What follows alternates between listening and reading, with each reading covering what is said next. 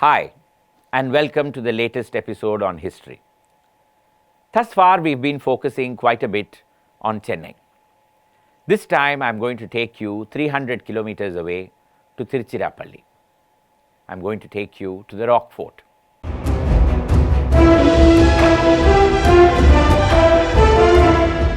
Most people, when they go to the Rockfort, they'll go straight to the Ganesha temple below, start the ascent, go to the Pallaveswara temple, climb up, go to the Pullayar temple on top, and then come down. Thereafter, they'll do a bit of shopping in the main guard gate area, and then they'll leave. That's about it. Does anybody pause to reflect on the historicity of the Rockfort itself, on how old it is? It just happens to be around 3.8 billion years old. Billion years, 3.8 billion years. It is even older than the Himalayas. That is the age of the Rockfort itself. The fort, of course, is only a 16th century phenomenon, but the rock has been around for very long. And in keeping with that status, it is full of little bits and pieces of history all around it. Why? Sitting here, I can count at least 7 or 8 places that are of historic importance all around the Rockfort. But today, I am going to take you not to the Pallaveswara temple, I am not going to take you to the Pullayar Kovil, but I am going to take you to a cave temple in the Rockfort. Incidentally, there are 2 cave temples on the Rockfort. The first one is up top, very close to where the Pullayar temple is. Chances are that you have seen it.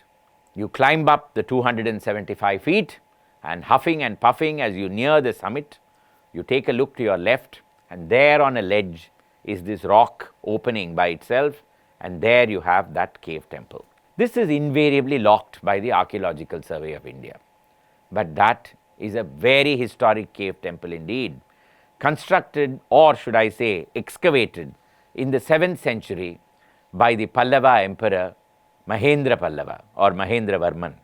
Incidentally, he was the first king of what we would say is Tamil Nadu today to recognize the possibility of excavating rocks to construct temples.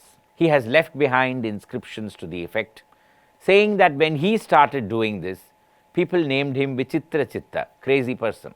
He was having all kinds of funny ideas. He was wanting to excavate into a rock and build shrines, but he did it all over northern Tamil Nadu, and the rock cave temple right on top of the Rockfort is the southernmost that he possibly excavated at. This has got a simple entrance, and on one side you have a huge bas-relief of Shiva as Gangadhara. Shiva, 4 arms with 1 leg lifted and holding 1 tress from his hair, into which the mighty Ganga is falling, which he is going to then trap in his hair. This temple is known as the Lalithankura Pallaveswaram, based on an inscription that Mahendra Pallava himself has inscribed over there. That is the upper cave. But today I am going to take you to the lower cave. Most people have never heard of this lower cave. It's a beautiful structure, or it's a beautiful excavation, and I am going to tell you how to reach it. You just climb up the first few steps of the Rockfort, then you come to a road that cuts across, which is known as the elephant's path or the Yanai Pade. That is how the elephant comes to the base of the Rockfort. Standing there, turn to your left and keep walking, and you will reach a signboard that is then pointing to your right, which says Pallava era rock cut cave temple. And then you walk towards your right in a path that becomes increasingly narrow and finally takes you to the foot of the Rockfort itself. There on your left, you will find a huge opening with a gate that is always open, and you step in and you see this beautiful rock cut cave, man-made cave. You find that it has got 4 pillars and 2 pilasters on either side, making for 5 openings.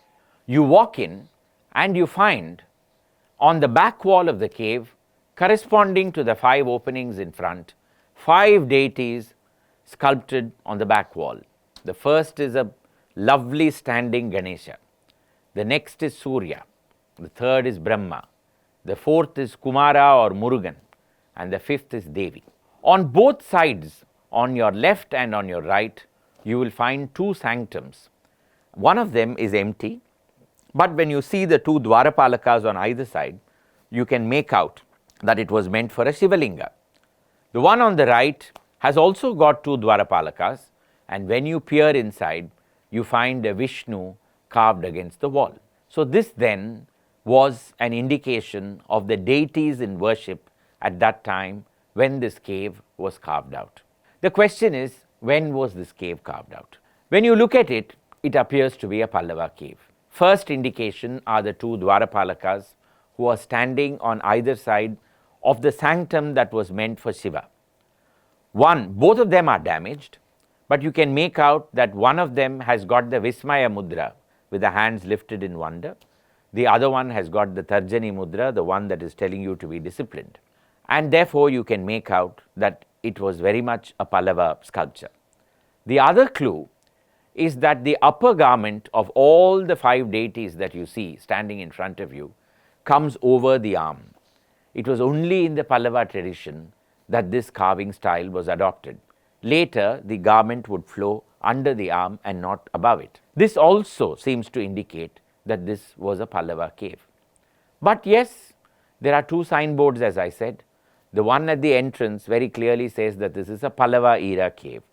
When you come in, you find a signboard that says 8th century Pandya cave.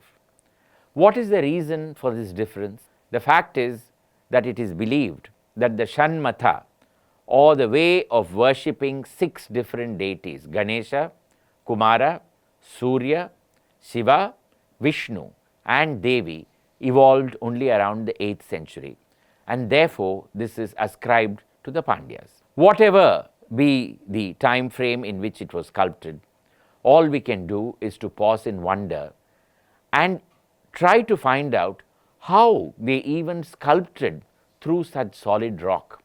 What were the tools that were available? We have no idea. All we know is that they have left behind these sculptures for us to wonder at. Look at the Ganesha. Standing by his feet are two Bhutaganas. Flying above him are two demigods. Surya is easily identified by the halo around his head, something that is not given to any of the other deities standing there. Brahma is four-faced. Kumara is standing as a young deity, and finally Ambika as the only female deity over there. Look at her feet and you will find two people kneeling, and one of them has got his hair in one hand, and with the other he is holding a sword and he is cutting his own neck, offering himself as a sacrifice to the deity. This then was the kind of worship that went on at that time. I am sure if we had more time to pause and wonder at this cave, we will discover a lot more. But then, that is really the wonder of history. You can stand, you can watch, and you can find more and more and more. I will soon be back with you with some more stories from history. But before I leave, one question. I told you that there are at least 8 or 9 places around the Rockfort that are of historic interest, leaving aside the 2 main temples. I have already given you 2, the upper cave and the lower cave. Can you identify any of the others? If you do, please remember to drop in your comments in the comment box. Bye for now.